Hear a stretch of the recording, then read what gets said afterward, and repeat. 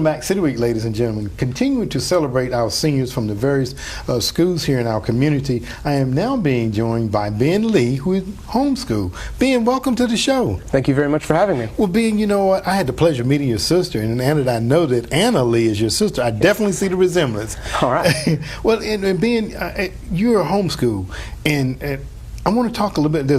I was telling my other guests that 6 minutes didn't give me enough time. It definitely didn't give me enough time with you because you're very interesting, as my other guests have been. Talk a little bit about your experience of being homeschooled, if you don't mind. Absolutely. Well, I've been homeschooled all of my life. My mother, once she had all of her kids, she decided that she actually wanted to homeschool all of her children. Her growing up with life, she wanted to be able to have a hand at what her kids learned, and being raised in that kind of household, she wanted to kind of monitor what we were inputting before we head out into the world.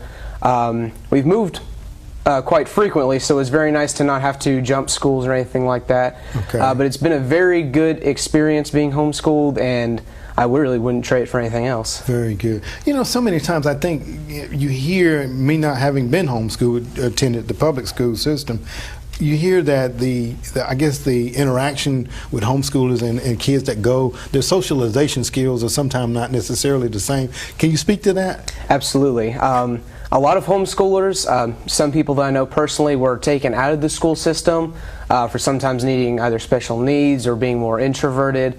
But personally, for the people around us, there are a lot of opportunities that we have, community theaters, art programs, stuff like that, but you really have to have people that know where to go with it.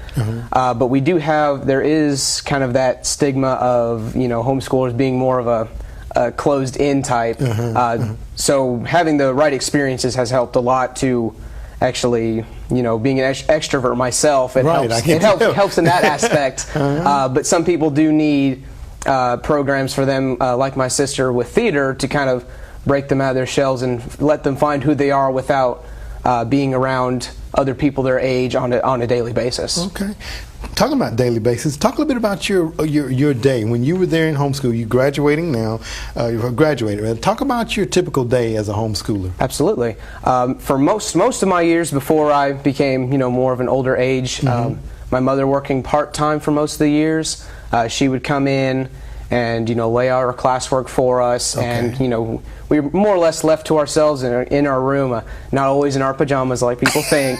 But we would work on our classes. If we needed help, we would go through them, and essentially your basic layout of classes, we'd take it at certain times of the day.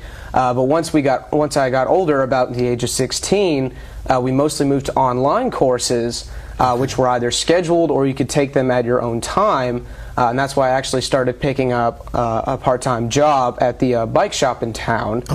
So it was mostly do schoolwork in the mornings and afternoons, and in between I would try to work and bring some extra income for the future. That's right. So that's mostly what it's been now, is taking those online courses, and whatever I can fit in between is what I'll do. Okay, very good. Being you're graduating, you want to move on to the next phase of your life. Absolutely. Talk about what you plan on doing. Yes, the main kind of career path I've set out, I've always been interested in trade work, and that has kind of led me to metal fabrication and welding. Essentially, I'd like to build the world around us if I can, or anything I can do with my hands again is what I'd be interested in.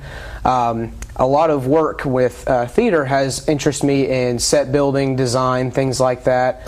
Local movie companies that need set to build, but more or less anything around that's metal, I would like to learn how to weld it or shape it or just build it. Absolutely.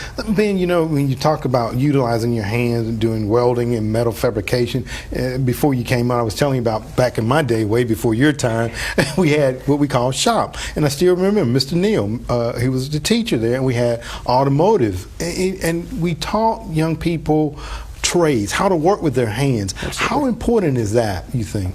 I would say, at least in my life, in the future I've set out, it was vital. I mean, I've never been someone that could sit at a desk very well. I've always liked computers, but I just couldn't sit at the desk for long enough to stand coding. So when my dad started introducing those things to me, that was kind of his dedication to being homeschooled, was he would show us how to work with our hands or how to be prepared with finances, things like that. It's been vital for me, and I think if anyone has the opportunity to learn something, most of the people I know don't know how to change the tire or oil or anything like that.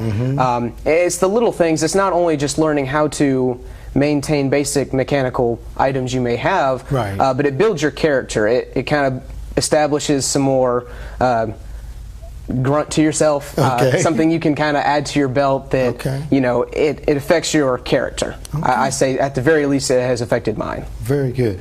Closing comment, words of encouragement for your homeschoolers. Yes, I would say just to get out there. A lot of homeschoolers, we've been enclosed for quite a while, to no fault, that is, but is to get out there and explore the world. It's a lot more vast than I could have ever imagined. Just explore everything you can do and do it to your best. Learn as much as you can and do it with a smile. It makes everything, three times easier, to say the least, when you have a good attitude about it. Very good. And Ben, you definitely have a great attitude, I can tell. Thank you.